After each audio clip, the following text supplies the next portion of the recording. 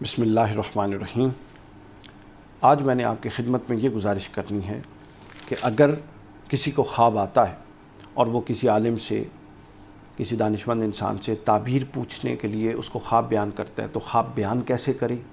کن چیزوں کی احتیاط کرے۔ اور دوسرا، اگر کوئی بڑا ہی خدا نخواستہ ہولناک اور بہت برا خواب آئے تو پھر کون سی دعا پڑھے کہ اس خواب کے شر سے اللہ اس کو محفوظ رکھے۔ اس کے کئی طریقے ہیں، وہ آگے آئیں گے، لیکن ایک خاص دعا جو امام ابن سیرین علیہ الرحمہ نے بیان فرمائی ہے وہ ہم بیان کریں گے کہ وہ خواب کی وہ دعا اگر پڑھ لے تو اللہ تعالیٰ اس خواب کے شر سے اس کو محفوظ رکھے گا۔ جو ابھی میں بیان کروں گا پہلا حصہ، پھر دوسرے حصے میں وہ دعا آ جائے گی۔ امام ابن سیرین نے بیان کیا حضرت ابراہیم کرمانی رحمہ اللہ تعالیٰ سے۔ حضرت ابراہیم کرمانی رحمہ اللہ تعالیٰ فرماتے ہیں کہ خواب دیکھنے والے کو چاہیے کہ جس طرح خواب آیا ہے پہلے بیٹھ کے خاموشی سے بیٹھے، غور کرے، اس کو یاد کرے، اور پھر جتنا حصہ بالکل کلیئرٹی کے ساتھ یاد آئے وہ اسی طرح سچ کے ساتھ بتا دے، نہ اس میں کوئی کمی کرے نہ زیادتی کرے۔ ہمارے ہاں ہوتا یہ ہے کہ ایک تھوڑا سا حصہ، بعض اوقات تو خواب بالکل پورا واضح یاد ہوتا ہے، کلیئر ہوتا ہے، اس میں پرابلم نہیں، وہ پورا بتا دیں۔ بعض اوقات ایسا ہوتا ہے کہ مبہم کچھ اشارے یاد ہوتے ہیں، ان اشاروں کو جوڑ کر ہم پورا خواب بنانے کی کوشش کرتے ہیں، یہ جائز نہیں ہے، ایسا بالکل نہیں کرنا چاہیے، یہ خطرناک معاملہ ہے۔ لہٰذا اگر آپ کو نہیں ہے، آپ کو سمجھ نہیں آ رہی، یاد نہیں آ رہا، تو ضروری نہیں ہر خواب کی تعبیر کے پیچھے پڑا جائے کہ لازماً پتہ کرنا ہے جس کے اندر کیا ہے، یہ ضروری نہیں ہے، بس اس کو پھر چھوڑ دیا جائے، چونکہ وہ چیز مبہم ہے، اللہ رب العزت نے وہ پوری دکھانا اور ذہن میں آپ کے رکھنا اللہ کو منظور ہی نہیں تھا، تو گویا اللہ کی رضا پہ راضی رہنا یہ بڑے اجر کی بات ہے۔ تو اگر آپ کو یاد ہے تو بالکل بیان کریں، اگر آپ کو یاد نہیں ہے تو ہرگز اس میں خود سے کمی بیشی مت کریں، اور اگر تو کوئی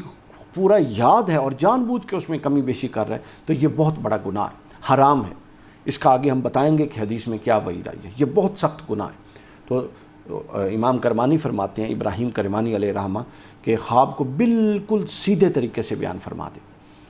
یہاں پھر انہوں نے ایک استدلال بیان کیا قرآن مجید سے کہ حضرت سیدنا یوسف علیہ السلام نے جب ان دو قیدیوں کو ان کے خواب کی تعبیر بتائی تو جس کی تعبیر اچھی تھی وہ تو خوش ہو گیا، جس قیدی کی تعبیر بری تھی، وہ جس کے سر پہ روٹیاں تھیں اور وہ سولی پہ لٹک جانا اور پھر اس کے سر کو نوچ نوچ کے پرندوں کا کھانا، جب اس نے یہ تعبیر سنی تو وہ مکر گیا، وہ کہتا ہے میں نے تو یہ خواب ہی نہیں دیکھا۔ تو حضرت یوسف علیہ السلام نے فرمایا کہ جو خواب تم نے دیکھا بیان کر دیا، اور جو تعبیر میں نے بیان کی اب وہ بحکم خداوندی واقع ہو کے رہے گی۔ یعنی جب تعبیر اس نے سن لی اور دیکھ لیا کہ میرے خواب کی تعبیر ٹھیک نہیں ہے تو وہ مکر گیا، تو یوسف علیہ السلام نے کہا کہ نہیں، اب ہوگا جو میں نے کہہ دیا۔ تو لہٰذا خواب جو آئے اس پر بیان کریں، اس بندے کو بیان کریں۔ ہم نے پہلے 4 شرائط بتا دیں کہ کن کو خواب بیان نہیں کیا جا سکتا۔ دینی حوالے سے جاہل آدمی کو نہیں کیا جا سکتا، دنیاوی حوالے سے جاہل آدمی کو نہیں کیا جا سکتا، عورتوں کو نہیں کیا جا سکتا تعبیر پوچھنے کے لیے، اور چوتھا آپ دشمن کو نہیں کر سکتے جو آپ کا دشمن ہے۔ اس کے علاوہ جو اہل علم ہیں، دانشمند ہیں، سمجھدار لوگ ہیں، ان کو خواب بیان کر سکتے ہیں۔ دین کا علم ہونا یہ لازمی شرط ہے۔ اس کے بعد آگے بیان فرماتے ہیں دوسرا حصہ،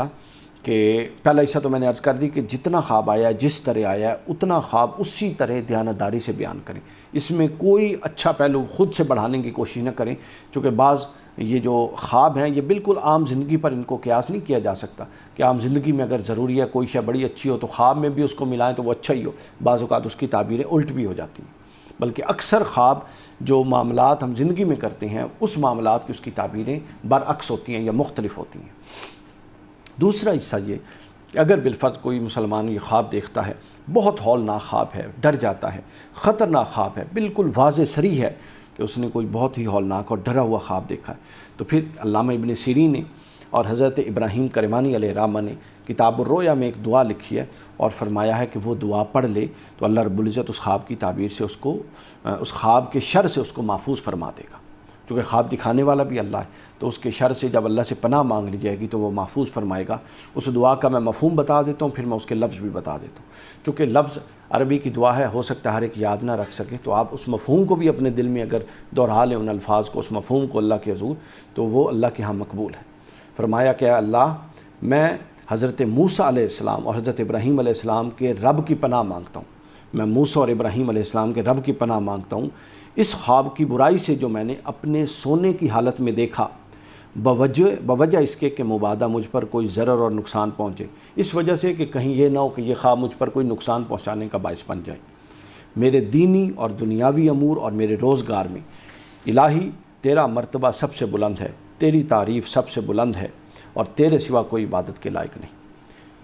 یہ اس کا مفہوم ہے۔ اب وہ میں الفاظ پڑھ دیتا ہوں،